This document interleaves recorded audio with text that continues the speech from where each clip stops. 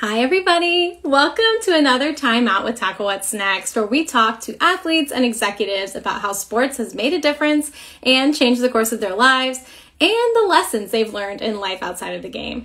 I'm your host, Danielle Berman. I am the founder and CEO of Tackle What's Next, where we help athletes make an impact outside of the game and find their purpose in life after sport. So thanks for taking a time out with us tonight. We have a fantastic guest joining us tonight. So excited for you guys to hear from him. Tonight we are talking to Hugh Roberts. Hugh is a pro soccer player currently playing in the USL for the Monterey Bay FC. Roberts' soccer career has progressed over the years, and he began to see an opportunity to use his platform to better support the communities he lives and plays in. So Hugh is the creator and host of the Backyard Footy podcast, where he's used his platform to speak out in support of issues and causes like Black Lives Matter, to stand up against social injustice. And Backyard Footy started out as a podcast in 2018 and now is a movement and acting as a vehicle for change within the community. So can't wait to talk to Hugh about that. Hugh's originally from Maryland, and he's been heavily involved in supporting his own community. So I'm excited to have Hugh here. I see he's here. I'm going to invite him in to get him started. I'm so excited for you guys to hear from him, and thanks for joining us. Hi, Hugh. How's it going? I'm good. How are you? Good. Well, first, congratulations, one, on the new team, and then two, I saw the other day that you're recently engaged. How exciting. I appreciate you. Thank you. Yeah. Well, tell us a little bit about what the new team's been like. How's everything been going so far in the new location? Yeah, it's been nice. I mean, Cali weather is real nice. It's obviously the inaugural year, but the team, we're coming together. We have some good guys. It's more of like a veteran, older team a little bit, but yeah, I'm really enjoying it out here. Oh, that's awesome. Well, congratulations again. And, we really appreciate you taking a few minutes to chat with us, really about your journey through sports. So I wanted to start right at the beginning.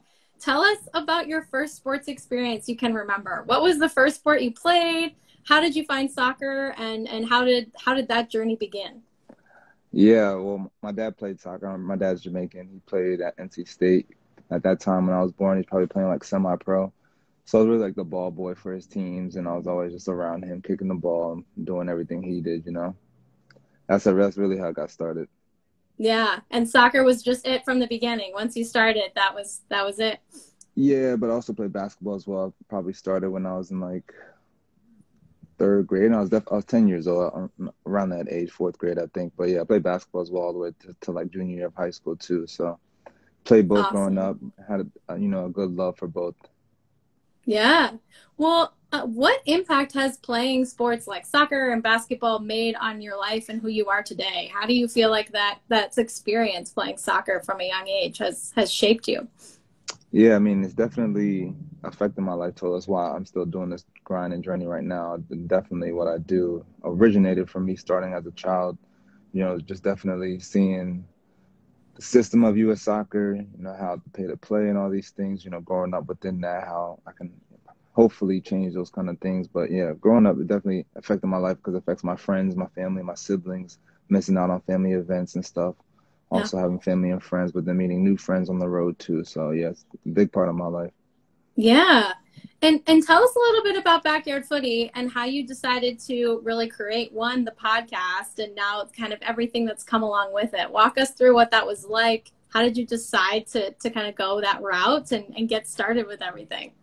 Yeah, I mean, I was really just watching ESPN on my couch and watching these analysts talk about every sport but soccer. And, we could have just won the World Cup or the MLS Cup or just something that's not even on the Sports Center showing highlights. It's always overseas soccer. And I was like, domestic soccer needs to get promoted some more. At USL, you don't really do this for the money kind of thing. And I'm trying to find cheap, affordable ways. So the podcast at the time was up and coming. And I was like, this is a great idea. And at the time, I was like my fifth or sixth year into the league. And I knew at least one person on each team on the East Coast. So I was like, let me interview at least one person whenever they come in town and play me. And that's kind of how it originated. Yeah. And now it's really grown and taken off, and you've used it really as a platform to have some really important conversations. So how did that come about? How did the social impact piece tie in? I'm sure it was organic in some of the conversations you were already having. But when did that decision, or maybe I guess a better question is, when did you see the impact of the conversations you were having kind of start to make it known to you in the world of soccer and the world of sports in general? Definitely during the movement in 2020, everything. I was still doing my episodes as well, but I was like, I have a podcast. I know I'm a black soccer player as well, American. I know a bunch of black American soccer players. Like, I want to actually kind of educate people, asking people on the outside, what do you think if I can kind of change the way I'm talking about certain topics? And they agreed and they thought I should. So I was like, yeah, I'm going to do that. And we'll kind of open my eyes with some of those Black Lives Matter episodes, which led to our origin in the BPA, which then led to, as I mentioned before, other episodes for Ty and FC Cincinnati donating some money to their local minorities and stuff. So definitely showed me power of using your platform and power of, what this game can do kind of thing. Yeah, and you're also involved, speaking of kind of getting in touch and talking to other Black soccer players, the USL Black Players Alliance. So tell me a little bit about what that is and what work you guys are trying to continue to do. Yeah, Black Players Alliance, it's a group that amplifies the Black voice in the USL soccer. We're at least 100 plus members deep. Plans, honestly, to affect change within the game, get us into managerial positions, head coaching positions, CEO positions, post-career positions. Of course, whatever happens on the field, we're here to represent them, support them fully. If there's any altercations or anything, we have their back kind of thing. And, it's just definitely to give us more power and more of a voice in this league. Yeah, I think it's really important, and I think, again, it really ties into the work you've been talking about and doing, and being able to share the stories kind of individually of some of the athletes that you work with in the Alliance is awesome with the Backyard Footy movement. So tell me a little bit about what you're doing now with Backyard Footy. So it's a podcast, but it's also more than a podcast. So tell me a little bit about some of the things you've been doing over the past few years with it. Yeah, so it's progressed to, I guess, more of like an entertainment company where in Charlotte, I met like a videographer out there. Definitely was able to give you like insights behind the scenes on practices, on game days and stuff. Also, through the movement and everything, progressed into my own charity foundation. So the Footy's Got You Foundation's now a 501c3 nonprofit. And so it's still going on in Charlotte every fourth Thursday of the month. We do a homeless dinner with Block Love in Charlotte Uptown. So it's still going out there, and I'm still trying to do something out here. So, it's progressed to multiple branches, I guess, and now continuously moving out to the West Coast. I'm trying to kind of do something similar where still giving you the insights, still doing the player interviews.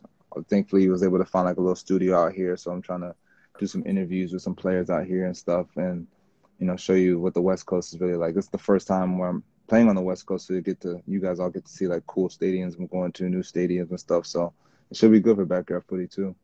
Yeah, and I love that you're trying to kind of make an impact in your new community as well, but keep some of the things going in Charlotte. How did you figure out how to get the 501c3 started? Like, who did you talk to? Did you have help from, contacts in your network, or did you just kind of figure it out on your own? Yeah, no, definitely connections and help. This world's all about connections and stuff. Thankfully, if you really just have something in your mind and want to go towards, there's people that's there along the way that can help you. So I was literally talking about a 501c3 for a while around the independence organization, and someone literally in the supporters group was like, hey, I'm a lawyer and I would love to just help you out and file this paperwork. You don't even have to pay me. Just like give me a shout out and support. And I was like, man, such a blessing. So over the off season, I was working with him for a couple months and filing all this paperwork and finally got that filed. I've known about a 501c3 because it's just a charity foundation. And so it was always in the back of my mind, and then someone came along the way and helped me out. So, yeah, I was able to file there in North Carolina. So, I can finally start getting some grants and do hopefully some bigger things. Yeah, I think it's so important that you emphasize, like you were just talking to people about it and using your connections and the resources you had around you, and it worked out and someone was willing to help. And it goes to show, right? You never know what folks around you are doing or how they could assist if you don't ask or don't just mention what you're at least thinking about doing. So a really great example of that. Hugh, do you find that anything that you kind of skills or lessons that you've learned from soccer and the work you're doing on the field translate into the work you're doing with Backyard Footy? Are there any kind of skills or traits that you find that kind of share? Yeah, for sure. I mean, just doing my craft, I know exactly what us players want to see. I know exactly what you fans kind of want to see too. So using that knowledge as a player over these years, I'm able to now give you some insight behind the scenes that's kind of separating me from, I guess, other media groups or other companies. Not a lot of players are doing this either too, so I guess it's to my benefit as well. But, I'm able to see as a player all these years since a child, even for kids, I can now, use my IQ enough for when I was a child and just think about what they wanted to see and just help them out too. So, just using my experience as a player has definitely helped me with backyard footy. Yeah, absolutely. And as we wrap up here, I have a few more questions and then I'll let you get back to your day here. But I wanted to talk to you about, again, we really want to focus on that next chapter, and you're setting yourself up with a lot of things outside of the game while you're still playing, which I think is awesome, right? You've got a lot happening right now, off the field as well as on it. So what advice do you have to other athletes that are like, hey, maybe I want to start something small while I'm still playing? What advice do you have on, where to start? What kind of advice did you kind of take up as you were starting to build backyard footy? And just give us kind of a piece of advice you'd share with a fellow athlete or teammate that was interested in doing something. Yeah, I mean, definitely ask around, talk to people who's experienced the same similar situations. But if you have this idea in your head, act upon it. A lot of times we have a fear of what other people are going to think and that kind of thing. A lot of times it fails too, but failures also teach you a great experience and a lesson as well within itself. So maybe you fail one project, but can you do a different alteration to a different kind of project to the same one you just did and just adjust it a little bit, and then boom, you have something even better.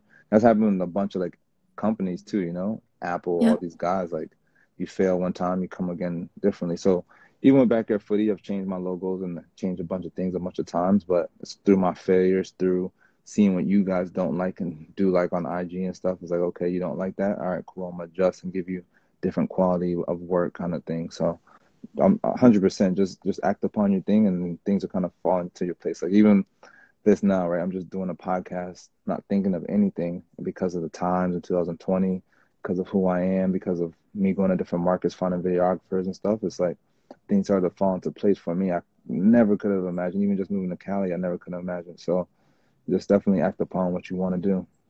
Yeah, that's great advice, because I think a lot of times we wait for the right time or the perfect moment or feel like we're ready, and it's never going to come, right? At least for me, I've never experienced that I've been like, okay, I'm ready. It's Right. always those moments that happen to you where you're like, well, here we go, another roller coaster ride. So I And appreciate that don't care advice. what people think either. Lastly, sorry, don't care what people think. Seriously, you're gonna No, get a it's lot of great. even your own family's gonna tell you no, but just do your own thing. You can work in silence. No one's gotta know what you're doing. Work in Mm. silence for months, and then boom, let the world see. But just keep doing your stuff in silence, and then let them know, kind of thing. Yeah, no, I love that. It's definitely not about the promotion of it. It's about the work. So you actually have to do the work. So I really appreciate that. And two more questions here. What is coming up for Backyard Footy? Where can people find you? Where can people follow the podcast, follow the movement, support the organization and the work you're doing? And where can they find you? Backyard footy's all one word. Backyard footy with on IG is two Y's, but on everywhere else it's just one Y. I'm superhuman on IG, superhuman HUGH man, and then that's the same on like Twitter and stuff too. But yeah, what's next for Backyard Footy? I got some new teammates out here, and so I'm definitely gonna be interviewing some new guys, giving you guys some new stories.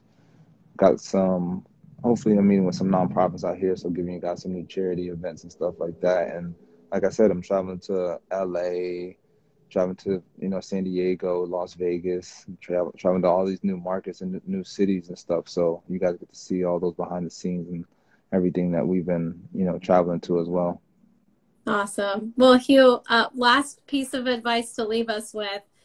You've really left a legacy with Backyard Footy, really advocating for things you believe in and using your platform to make a difference. What advice, as we close out here, do you have for other athletes that might want to make a difference but not really know how to start?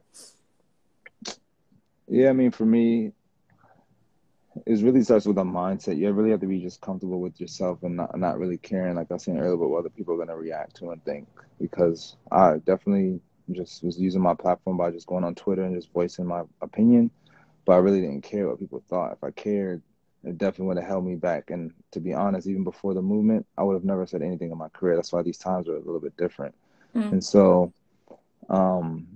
just being vocal when you're comfortable amongst yourself, when you're ready, to let the world know, because of course you're going to get some backlash a little bit, but make sure you have a nice small circle around you, people that support you, and be comfortable enough to just, speak your opinion a little bit. It's okay to shuffle the feathers a little bit. It's okay to, people aren't mad at you, but just to have a conversation and have a debate is, important, and educate the people on what you're talking about too. It's very important. So once you feel ready, definitely voice your opinions and stand up for yourself. Yeah, that's great advice. I think being able to block out what other people might think or react and really focus on what matters to you is really important. And I loved your mindset piece, right? You have to be ready. You have to be wanting to do it, even if nothing's going to happen. And so I think that's a big piece is like, you know, you mentioned earlier, just get started, just start. And if it matters enough to you, you'll keep going and keep bringing people in. And the team aspect, I think, is huge too. Surround yourself with a team that can support you. So Hugh, thank you so much for all of your time today. We really appreciate you popping in, doing a timeout with us here. And we'll make sure we put where we can find Backyard Footy and where people can find you in all of our notes as we push this out. But we appreciate you being on. Appreciate you guys. Talk to you guys soon. All right. Thanks, everybody. See you next time. Later.